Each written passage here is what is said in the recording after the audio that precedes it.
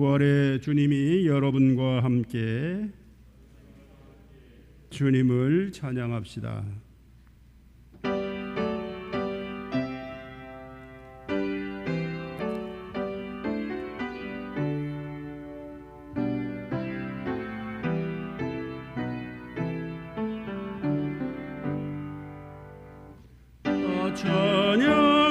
찬양하여라 전능 창조의 주께 내 혼아 주 찬양 평강과 구원의 주님 성도들아 주 앞에 이제 나와 즐겁게 찬양하여라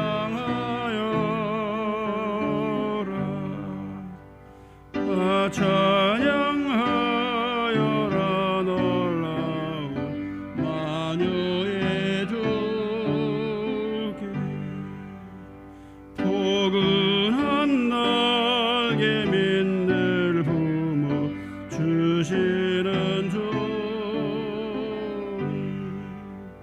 성도들아 주님의 뜻 안에서 내 소원 다해로리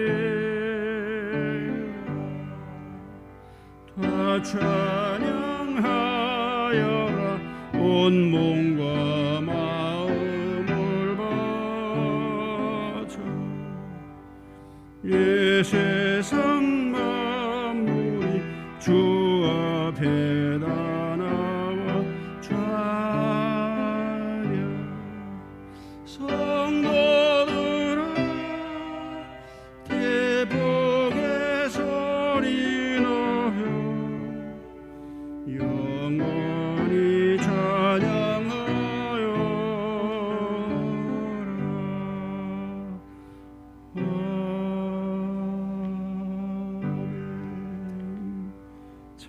기도를 드리겠습니다. 거룩하신 하나님, 저희를 하나님 나라 백성으로 불러주신 은혜를 감사합니다. 그러나 하나님 나라 백성답게 살지 못하고 나는 저희들의 부족함을 용서하여 주옵소서. 예수님의 이름으로 기도하나이다. 아멘.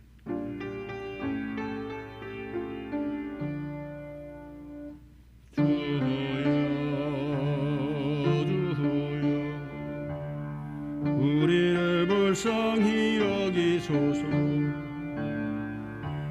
그리스도여 그리스도여 우리를 불쌍히 여기소서.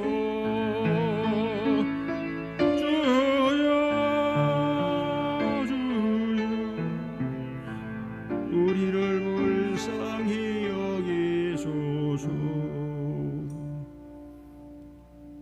자기의 잘못을 뉘우치고 주님께로 돌아오는 자들에게 주시는 하나님의 말씀을 들으십시오.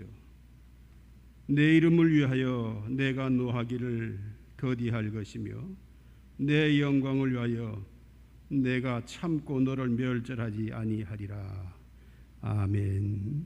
성시 75번을 교독하겠습니다.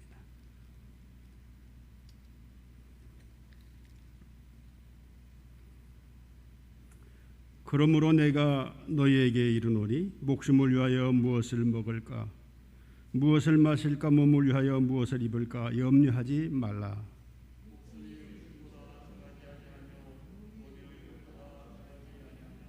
공중에 새를 보라, 심지도 않고 거두지도 않고 창고에 모아 들이지도 아니하되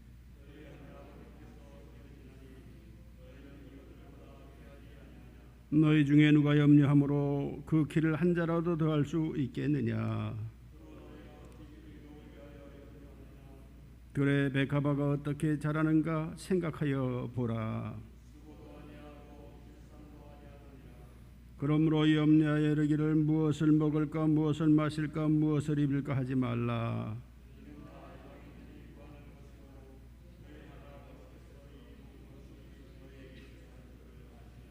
그런즉 너희는 먼저 그의 나라와 그의 의를 구하라.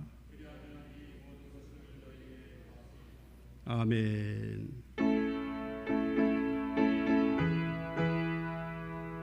성부 성자와 성령 찬송과 영광 돌려보내세. 대초로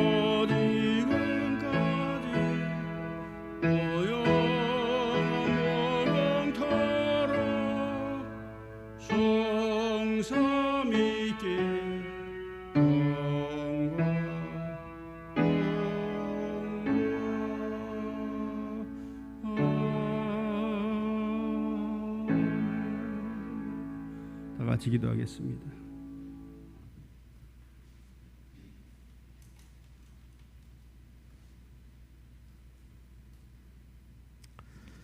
거룩하고 은혜가 풍성하신 하나님, 오늘 거룩하고 복된 주님의 날을 저희에게 허락하시고 주님께 찬양과 경배를 드릴 수 있는 시간과 은총 베푸심을 감사하옵나이다. 하오나 온 성도와 함께 모여 예배 드리지 못하는 이 상황을 주님께서 굽어 살펴 주시옵소서. 비록 적은 무리가 모였고 영상으로 드려지는 예배이오나 한결같이 주님께 신령과 진정으로 영광을 돌려드리기 원하오니 주님 영광 받으시옵소서. 자비로우신 하나님 아버지, 먼저 저희의 많은 죄와 허물을 용서하여 주시옵소서. 하나님의 창조 질서와 자연에 순응하지 아니하였습니다. 또한 나만의 유익과 안의를 앞세운 부끄러운 삶의 모습이었습니다. 주님 용서하여 주시옵소서. 이 코로나 사태가 어서 속히 극복되어 마음을 다해 주님을 찬양하고 예배 드릴 수 있도록 주여 저희에게 긍휼을 베풀어 주시옵소서. 교회를 섬기는 모든 손길들 위해 더욱 충만한 하나님의 은혜와 기쁨이 넘치게 하시고 병상에 있는 지체들을 주님 치료의 손길로 만져주시며 해외에 나가 있는 가족들과 군문에 있는 자녀들을 평안과 건강으로 지켜 주시옵소서. 이 시간 하나님의 말씀을 전하시는 목사님을 성령님께서 붙들어 주시고 이 예배에 참여한 모든 성도들이 하나님의 말씀을 통해 충만한 은혜를 받으며 삶 속에서 온전히 승리하게 하옵소서. 우리가 드리는 찬양으로 영광 받으시며 저희의 기도를 들어 주시옵소서. 예수 그리스도의 이름으로 감사하며 간절히 기도하옵나이다. 아멘.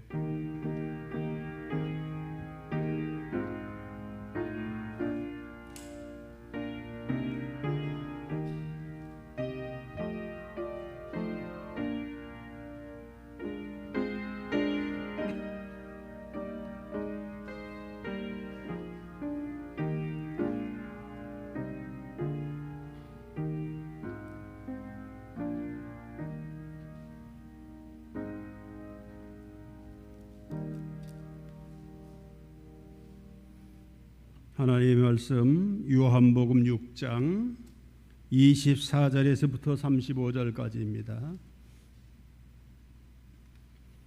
신약성경 152페이지 요한복음 6장 24절에서부터 35절 봉독하겠습니다.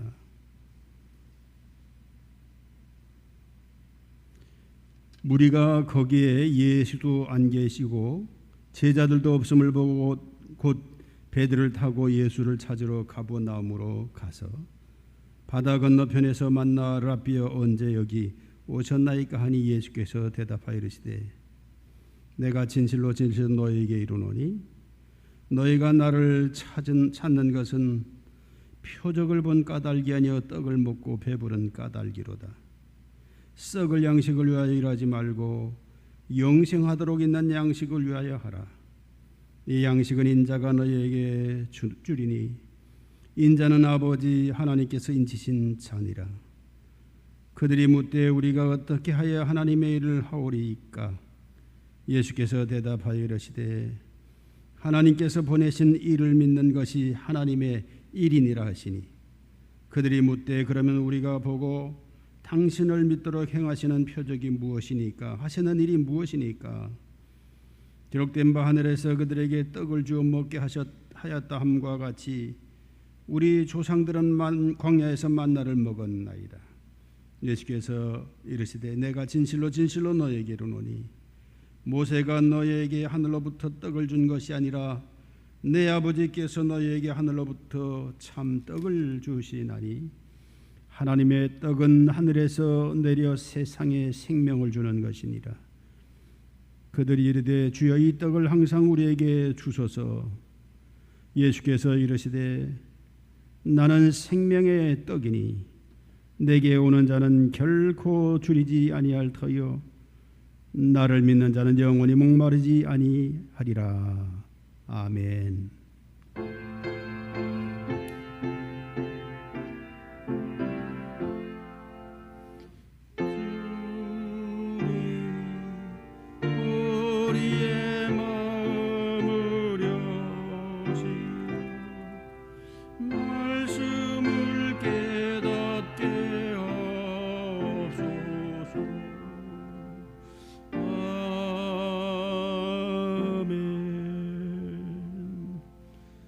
하정교회 성도 여러분, 일주일간 안녕하셨습니까? 계속되는 여름 무더위와 코로나 바이러스 19 팬데믹의 불안 속에 우리가 놓여 있습니다. 그러나 하나님께서 피할 길을 열어주신다 하는 믿음과 희망을 가지고 잘 지내시기를 바랍니다. 제가 요즘 왕의 교체라는 제목의 책을 읽었는데요. 이 왕의 교체, 이 책은 어떤 신학대학 장로교회 어느 신학대학 교수님이 쓴 건데 이분은 이력이 참 독특합니다. 연세대 신과대학에서 PhD 박사학위를 하고 신학대학 교수를 하다가 유라시아 지역에 10년간 선교사로 가서 봉사하다가 다시 국내로 들어와서 신학교에서 교수를 하고 있는 분인데요. 이 왕의 교체라는 제목이 참 재미있어서 그 내용이 뭘까 단숨에 읽어봤는데요. 이 책은 요한복음서 강해라고 할 수 있는데, 요한복음이 말씀하는 가장 중요한 내용은 사람들의 섬김의 대상이 바뀌는 것이다, 이런 내용으로 가득 차 있습니다. 사실 요한복음뿐 아니라 신구약의 모든 성경은 하나님만이 우리 인간들이 섬길 유일한 왕이시라는 것과 하나님의 사람이 된다는 것은 구하고 찾고 추구하는 대상이 세상적인 즐거움과 부귀영화가 아니라 오직 유일하신 하나님을 믿는 것, 그리고 예수께서 주신 말씀을 따르는 것이라고 말씀하고 있습니다. 우리가 신앙생활을 하면서 언제든지 잊지 말아야 할 것이 있는데요, 그것은 우리들이 찾는 것과 예수님께서 우리에게 주시려고 하는 것이 같지 않을 수 있다 하는 것을 우리가 마음에 두어야 한다는 겁니다.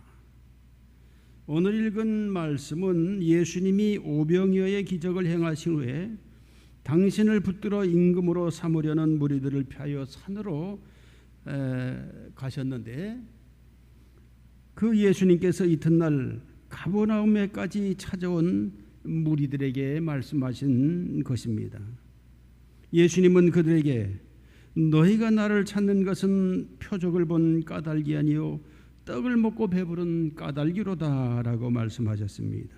그리고 이어서 썩을 양식을 위하여 일하지 말고 영생하도록 있는 양식을 위하여 하라.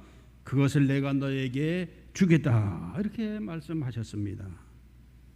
사실 무리가 갈릴리 호수와 그 주변을 샅샅이 누비면서 예수님을 찾아다닌 것을 단순히 전날 저녁 배고플 때 떡을 거저 얻어먹은 것이 생각나서 예수님을 그렇게 찾아 헤맸을까, 단순히 그러한 이유였을까 하는 데는 우리가 의문의 여지가 있습니다.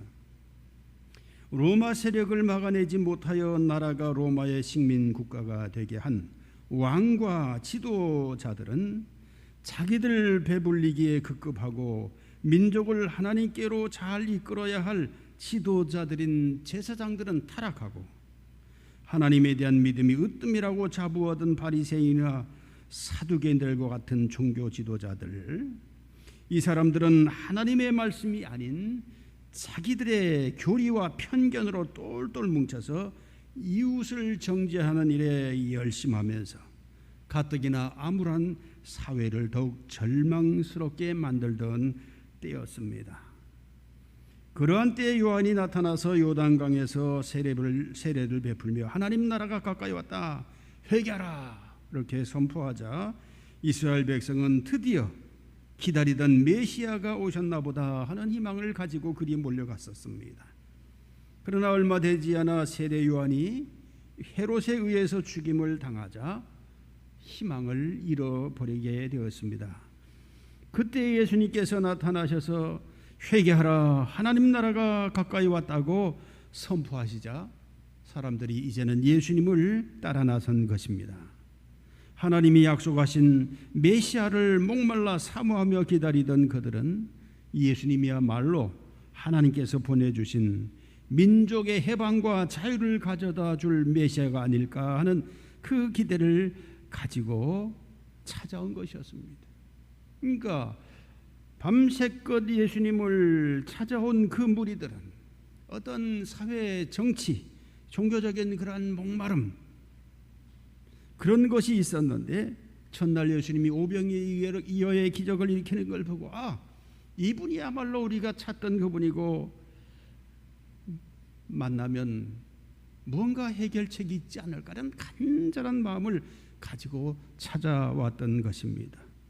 그런데 그런 무리들을 향해서 예수님께서 썩지 않을 양식을 위하여 일하라, 내가 썩지 않을 양식을 너에게 주겠다, 나는 하나님께서 인친자이다 라고 말씀하셨습니다. 그리고 51절에서 나는 하늘에서 내려온 살아있는 떡이니 사람이 이 떡을 먹으면 영생하리라.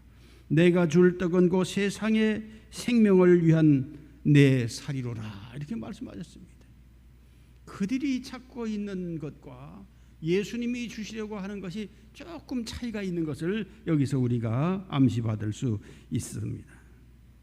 그 썩지 않을 양식, 영생을 위한 양식은 바로 당신 자신이라고 말씀하신 것이고요.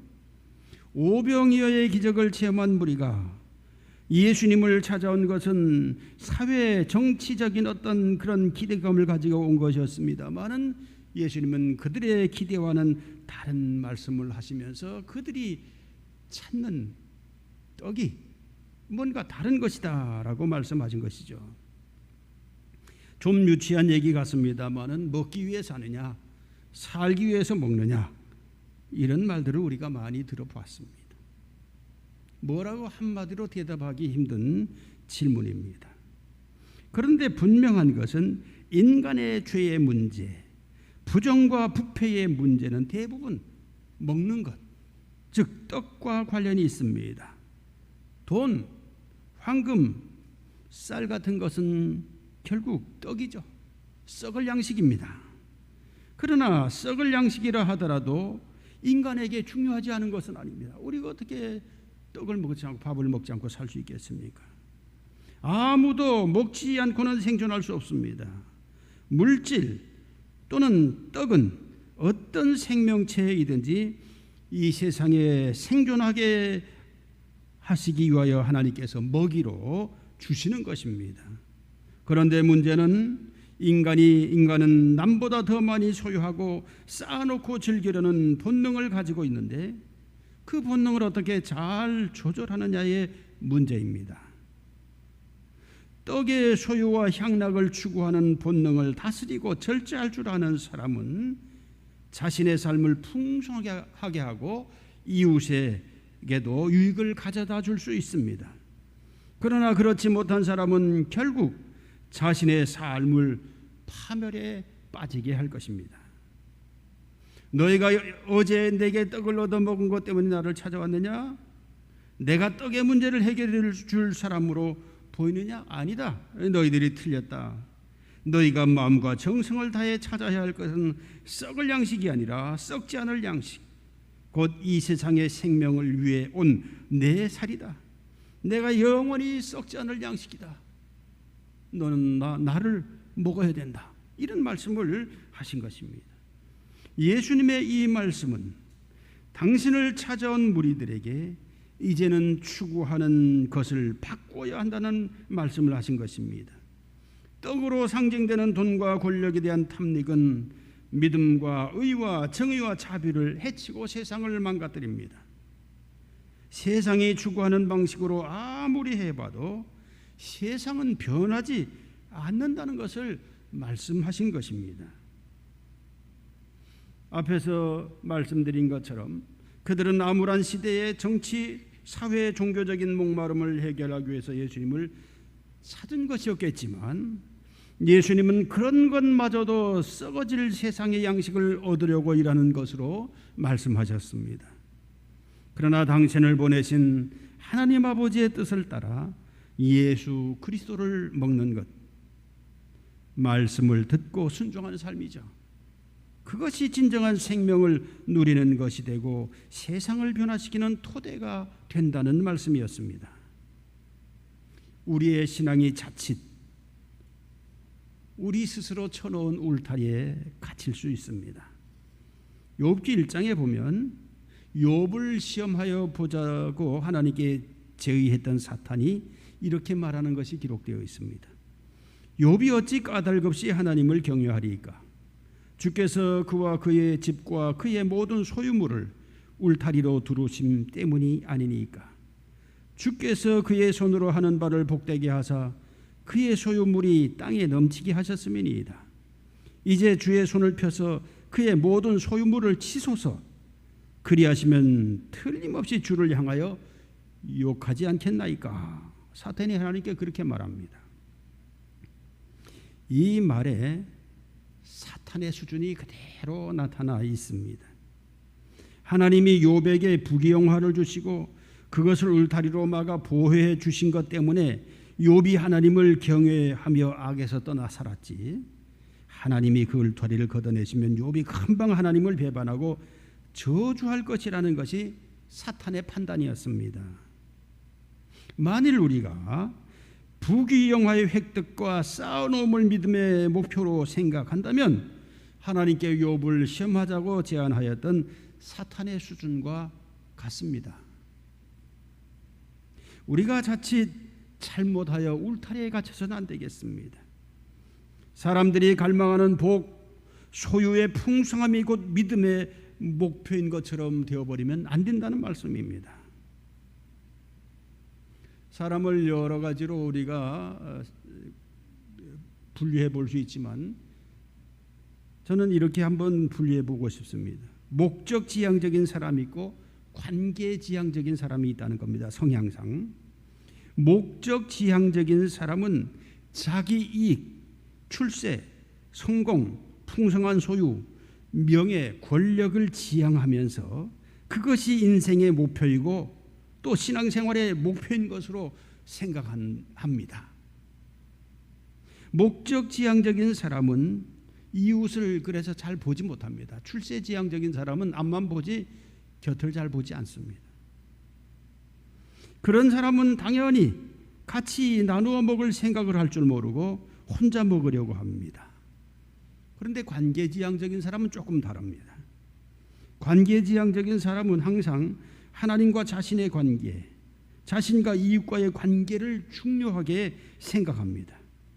많이 소유하는 것보다 어떻게 사는가, 어떻게 사는 것이 진정 복된 삶인가 하는 것에 관심이 더 있습니다. 그런 사람은 떡을 함께 나누는 밥상 공동체에 참여하기를 좋아합니다. 예수님께서 십자가에 못 박히시 전날 밤 제자들과 함께 최후의 만찬을 하셨습니다. 생의 마지막 순간에 예수님이 하신 것은 제자들과 한 상에 둘러앉아 같이 먹는 밥상 공동체였습니다. 초대교회는 박해가 심한 가운데서도 자기의 소유를 가지고 와서 함께 나누어 먹는 밥상 공동체를 실천하였습니다. 오늘 그리스도인들이 모인 교회 역시 밥상 공동체가 되어야 됩니다. 지난주에 성도들 가정에 옥수수 3개씩, 뭐 시장에 사면 그거 2,000원도 안 되는 작은 것이지만 다 나눠드렸고, 뭐 동네 분들은 집집마다 있으니까 양해하고 이렇게 못 나눠드렸습니다만은 시내에 사신 분들은 2가정 빼고 다 나눠드렸습니다. 빠진 가정도 이제 제가 냉동실에 보관한 걸 가지고 가도록 그렇게 하겠습니다. 제가 왜 그렇게 그런 수고를 우리 성도들과 함께 했느냐? 우리 교회가 밥상 공동체라는 인식이 점점 흐려져 가고 있는데, 이 코로나 전국에서 가뜩이나 만나지 못하니까 이런 작은 몸부림이라도 보여주면서 우리는 함께 식사를 나누는 밥상 공동체라 하는 이것을 좀 성도들에게 마음에 심어주기 위한 그런 의도였습니다. 코로나 바이러스 팬데믹이 온 인류를 혼돈으로 몰아가고 있고 또 언제 종식이 될지 모르는 불안감을 주고 있습니다. 교회 역시 코로나 바이러스 팬데믹으로 인한 시련에서 예외가 아닙니다. 많은 사람들이, 특히 우리 목회자들이 코로나 바이러스 사태가 끝나도 교회가 이전처럼 크기와 숫자 모이는 것, 이거 회복되지 않을 것이라면서 탄식합니다. 분명합니다. 이전 같지 않습니다. 그런데 그보다 더 심각한 것이 있습니다. 그것은 이전처럼 마음 놓고 우리들이 밥상 공동체와 같은 그러한 모습을 회복하지 못한다는 겁니다. 성도들이 밥상에 같이 둘러앉아서 밥을 먹는 일, 이제는 힘들어질 겁니다. 속회나 구역예배와 같은 소모임을 통하여 서로 손을 잡고 친교를 나누는 일, 분명히 퇴보할 것입니다. 오고 가는 수고를 하지 않고 방 안에서 인터넷을 통해 만나고 예배하는 것이 편안한 면도 있기는 합니다. 그러나 사람은 만나고 대면하고 어우러질 때 진정한 관계가 만들어지는 것입니다. 코로나 바이러스가 전혀 다른 생활 방식을 만들어 줄 것이고, 그것이 우리 인간 상호 간의 만남을 제재할 것이고, 사람들은 자기도 모르게 극단적인 개인주의로 변하지 않을까 하는 두려움을 가지고 있습니다. 벌써 몇 년이 흘렀습니다마는 앞으로 인류가 세계 3차 대전이라서 핵으로 이 지구가 다 생명체가 멸망한다든지 기후재앙으로 지표면에 사람이 살 수 없을 때를 대비해서 미국 캘리포니아 사막에 지하 저택을 만들어서 분양을 했습니다.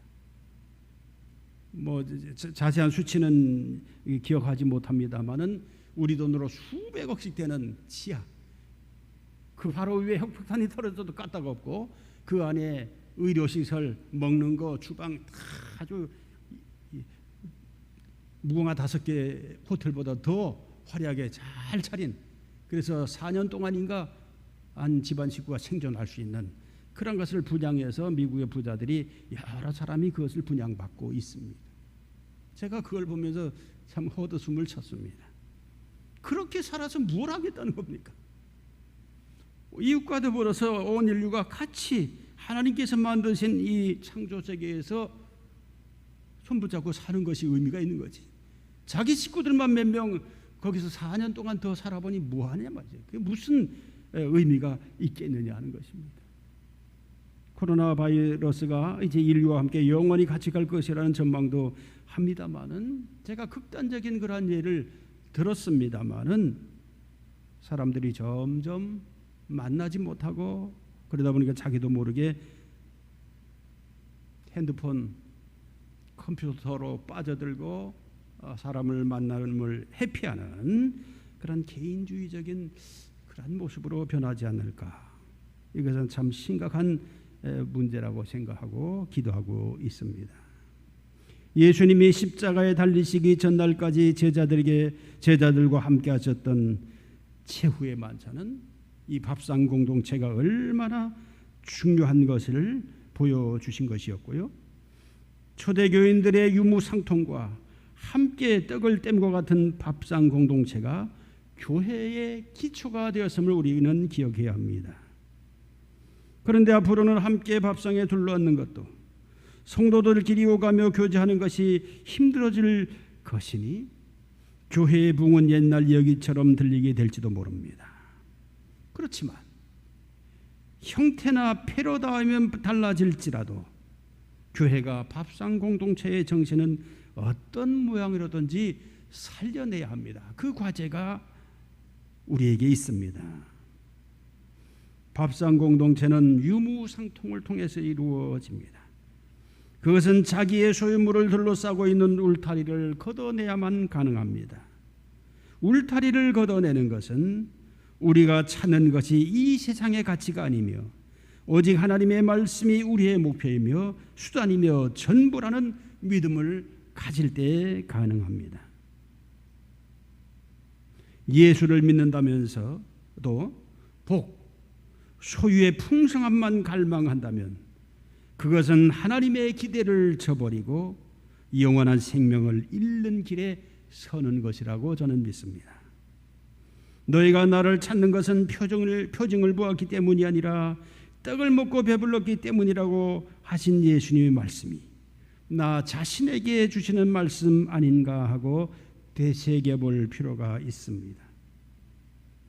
무리에 속한 사람은 생명의 떡과 포도주를 마시려고 하지 않습니다.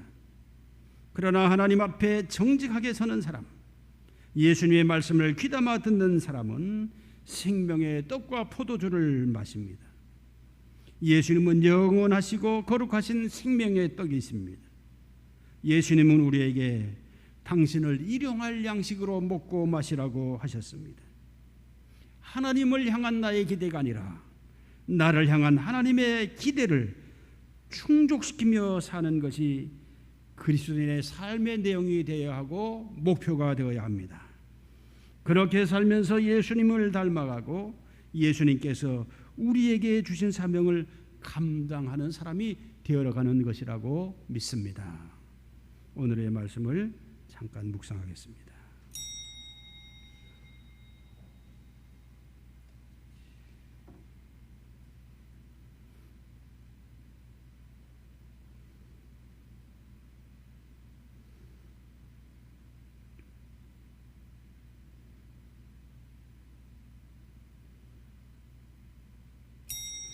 전능하사 천지를 만드신 하나님 아버지를 내가 믿사오며 그 외아들 우리 주 예수 그리스도를 믿사오니 이는 성령으로 잉태하사 동정녀 마리아에게 나시고 본디오 빌라도에게 고난을 받으사 십자가에 못 박혀 죽으시고 장사한 지 사흘 만에 죽은 자 가운데서 다시 살아나시며 하늘에 오르사 전능하신 하나님 우편 앉아 계시다가 저리어서 산자와 죽은 자를 심판하러 오시리라. 성령을 믿사오며 거룩한 공예와 성도가 서로 교통하는 것과 죄를 사하여 주시는 것과 몸이 다시 사는 것과 영원히 사는 것을 믿사옵나이다. 아멘.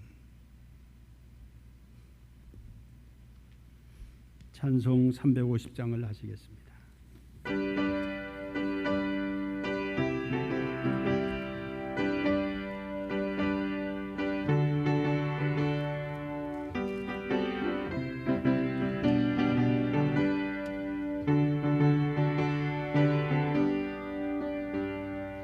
우리들의 싸울 것은 열기아니 우리들의 싸울 것은 육체 아니 마귀 권세 맞서 싸워 깨쳐버리고 죽을 영혼 살릴 것일세. 한 마음으로 힘써 나가세 한 마음으로 힘써 싸우세.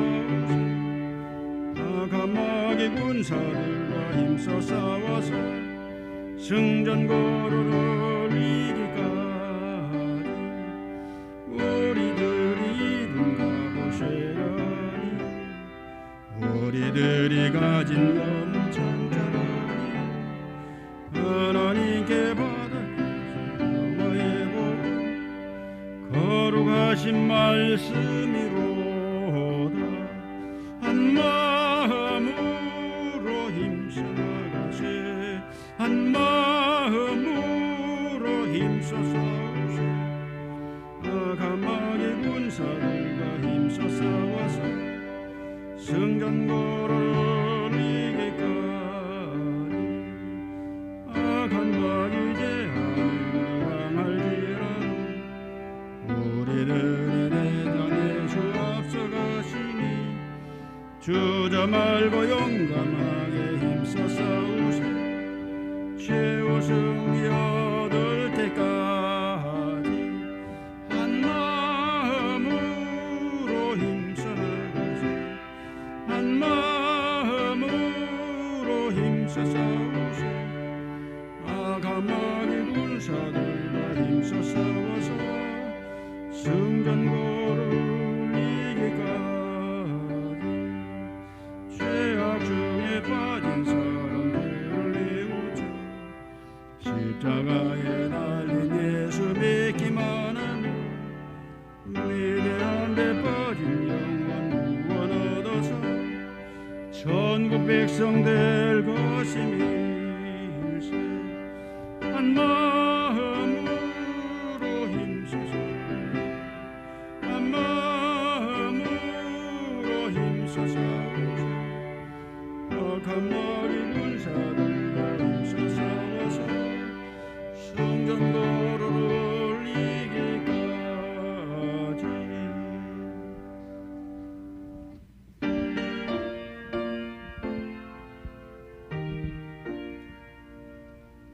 나의 하나님 받으소서. 주께 드리는 이의 무릎 소리 높여 감사로 주께 드리네.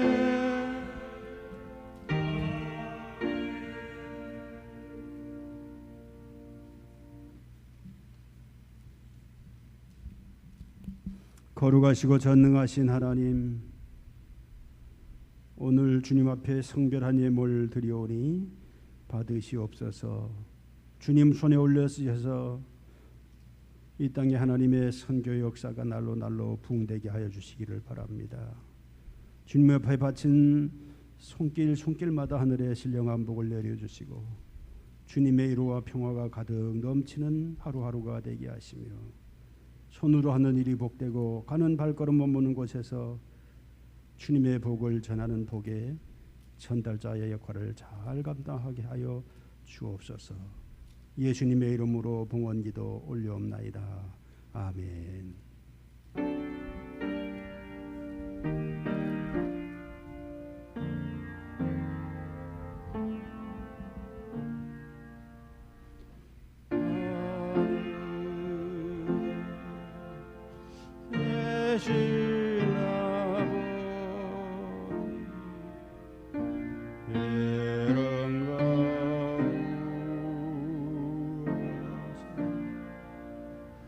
주님 나라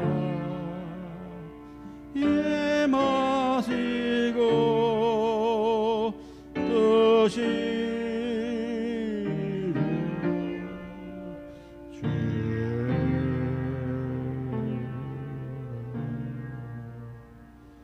일용하량식 주시고 우리들의 큰죄 다 용서하시고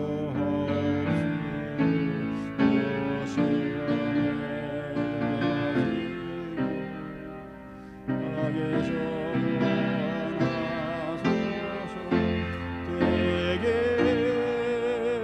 주의 나라 주의 권세 주의 영광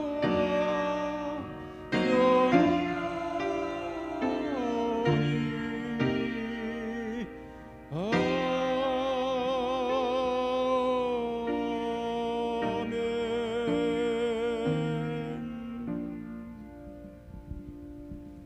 다 앉으시기 바랍니다. 주님의 평화가 여러분과 함께. 아멘. 가족들과 함께 인사 나누시기 바랍니다.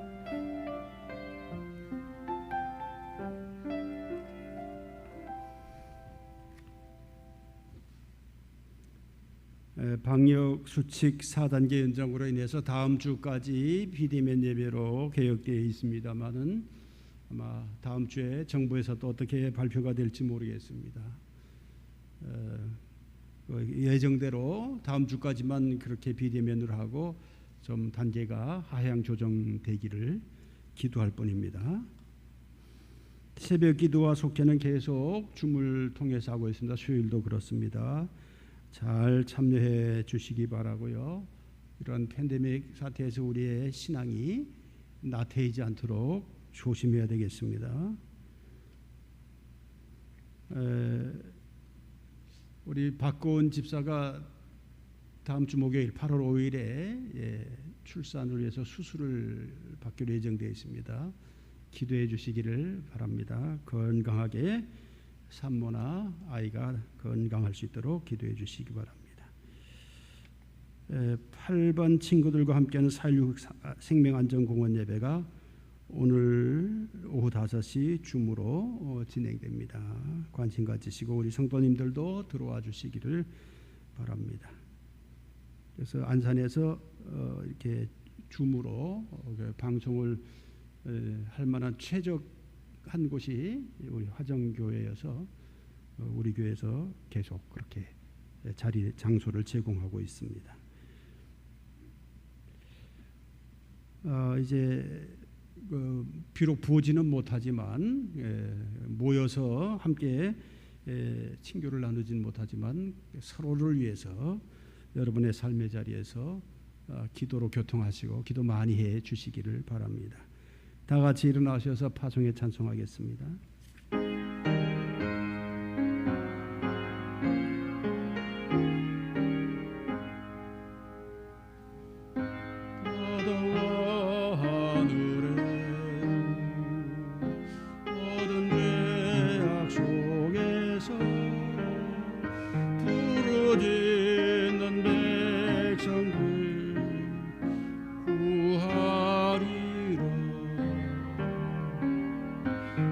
밤의 별을 만든 주 어두움을 밝히리 나의 빛을 가지고 누가 갈까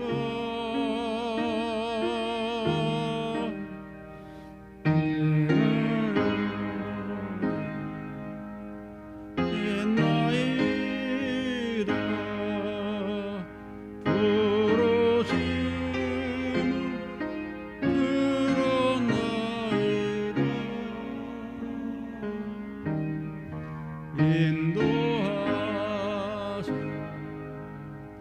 보내소서